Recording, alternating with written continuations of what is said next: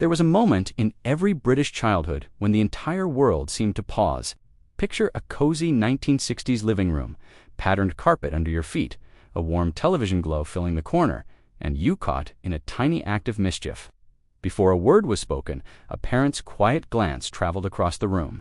It wasn't loud, it wasn't dramatic, but it carried a calm authority every child understood instantly.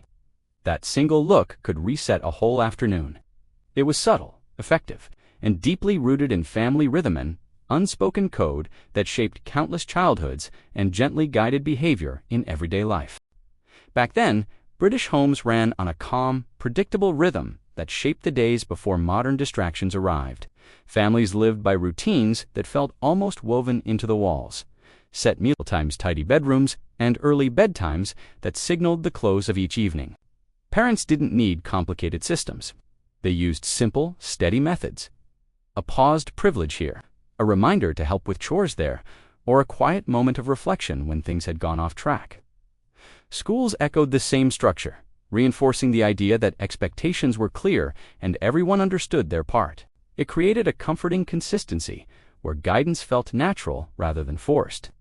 Communication was direct, boundaries were known, and children grew up with a steady framework that offered reassurance as much as discipline. It was within this world of gentle order that those unforgettable childhood discipline traditions took shape. Each one a small lesson that lingered long after.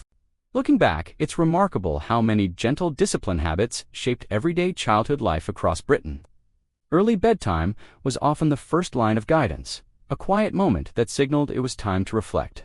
No television until homework was complete added a sense of purpose to the late afternoon, especially as the familiar hum of the set tempted you from the corner. Extra chores, from sweeping the kitchen floor to stacking dishes, taught responsibility in the simplest, most practical ways.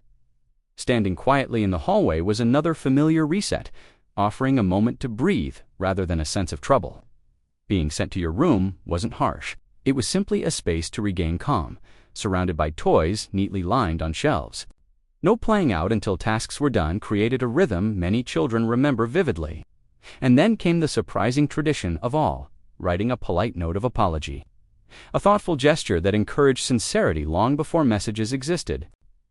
Reduced pocket money for the week offered a gentle reminder about choices, while helping with the washing up filled kitchens with the clatter of plates and the warm glow of evening lamps. Folding laundry became a small life lesson in patience and care.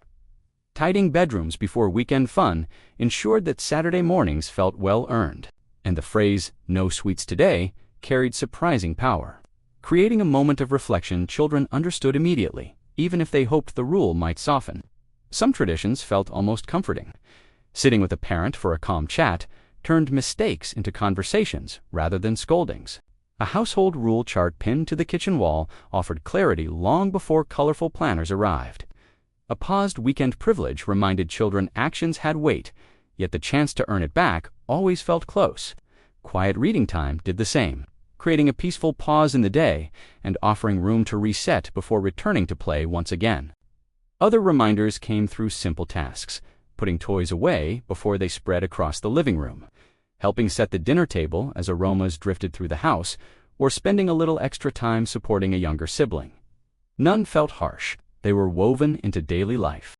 And when all else failed, there was the classic reset, the gentle phrase, "Let's try that again," delivered with calm reassurance.